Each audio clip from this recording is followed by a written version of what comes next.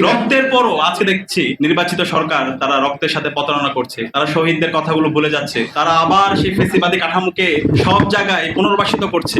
তারা জুলাই সনদের যে জনরায় এসেছে সেই জনরায়কে তারা অস্বীকার করে, তারা আজকে যারা ফেসিবাদের দোষর তাদেরকে বিভিন্নভাবে দায় মুক্তি দেওয়ার চেষ্টা করছে। এবং এই দেশের স্বাস্থ্য খাতে যে সীমাহীন সিন্ডিকেট আছে, যে সিন্ডিকেটের মাধ্যমে আমাদের মানুষদেরকে শোষণ করা হয়, সবচেয়ে দুর্বল অবস্থায় একজন মানুষ হাসপাতালে যায়, একজন ডাক্তারের কাছে যায়, ওই সময় গিয়ে যেভাবে শোষণ করা হয় সিন্ডিকেটের মাধ্যমে তাকে সর্বশান্ত করা হয়, সেই সময়ে একটা সুস্থ দ্বারা স্বাস্থ্য সেবা, মানুষকে নিরাপদ স্বাস্থ্য সেবা দেওয়ার জন্য আপনারা সব সময় কাজ করে যাচ্ছেন।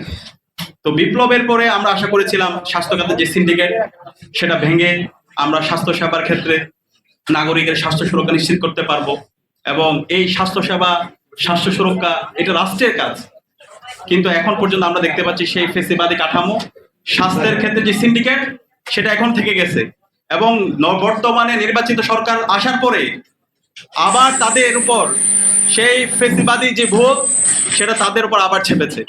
আবার সেই ফেসিস আওয়ামী লীগের দোষরদেরকে বিভিন্ন জায়গায় পুনর্বাসিত করা হচ্ছে, এবং যারা বিপ্লব অবদান রেখেছে, যারা সবসময় তাদের সততা তাদের দক্ষতার মাধ্যমে সবসময় জনতার কাতারে ছিল, বিপ্লবের সাথীদেরকে সবসময় সহায়তা করেছিল, তাদেরকে বিভিন্ন জায়গায় পোস্টিং করা হচ্ছে, তাদেরকে বঞ্চিত করা হচ্ছে, তাদের উপর জুলুম করা হচ্ছে।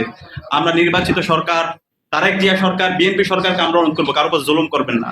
এই জুলুমের পরিণতি বাংলাদেশে যদি আপনারা করতে থাকেন তাহলে আপনাদের জন্য ভয়াবহ পরিণতি অপেক্ষা করছে। জুলাই বিপ্লব যারা করেছে তারা বাংলাদেশে জুলুমতন্ত্র কায়েম হতে দিবে না। বাংলাদেশের সিন্ডিকেটের মাধ্যমে মানুষের উপর জুলুম করবেন, সেটা আমরা সহ্য করব না। আমরা অনুরোধ করব যারা বিপ্লবে অবদান রেখেছে, যারা বাংলাদেশ পন্থী রাজনীতি করে, যারা এখানে ইনসাফ কায়েম করতে চায়, যারা স্বাস্থ্য সেবার সকল নাগরিকদের সুরক্ষা নিশ্চিত করতে চায়, তাদেরকে মেধার ভিত্তিতে তাদেরকে সব জায়গায় প্রদান করতে হবে, এবং প্রত্যেকটা জায়গায় যারা অবদান রেখেছে আমরা তাদেরকেই বিভিন্ন জায়গায় গুরুত্বপূর্ণ রাষ্ট্রের স্বাস্থ্য সেবার যে জায়গাগুলো আছে সেখানে আমরা দেখতে চাই। এবং একই সাথে আমরা আজকে দেখতে পাচ্ছি এতগুলো মানুষ জীবন দিল, 55 বছর জুড়ে আমরা এত স্ট্রাগল করছি, এবং সর্বশেষ বিপ্লবে আমাদের এত 2000-এর অধিক আমাদের ভাই বোন শহীদ হলো, 40,000 আমাদের ভাই বোন পঙ্গু হলো।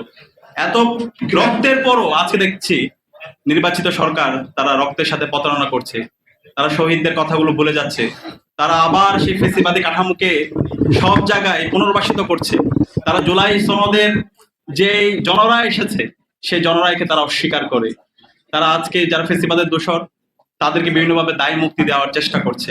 আমরা এই কথা হুঁশিয়ার করছি, আমরা সবসময় দৃঢ়কণ্ঠে ঘোষণা করছি এই বাংলার জমিনে ইনসাফ কায়েম হবে ইনশাআল্লাহ, এই বাংলার জমিনে জুলাই সনদ বাস্তবায়ন হবে ইনশাআল্লাহ। এত নিউজ ডেস্ক অন্যধারা।